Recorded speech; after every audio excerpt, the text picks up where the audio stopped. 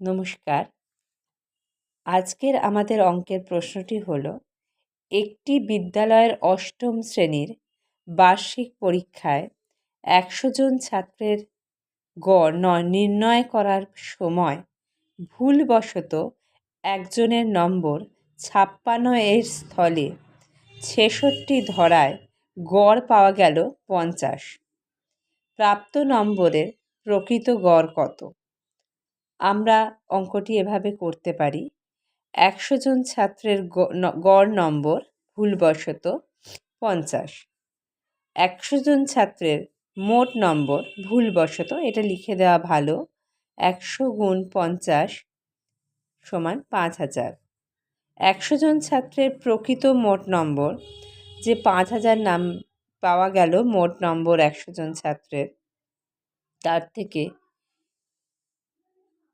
৬৬টা ভুল ধরা হয়েছিল, ৫৬ পেয়েছে। তাহলে ৬৬ থেকে ৫৬ আমি বিয়োগ করলাম।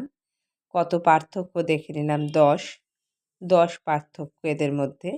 তারপর ৫০০০ থেকে ১০ বিয়োগ করে দিলে আমাদের ৪৯৯০ হলো।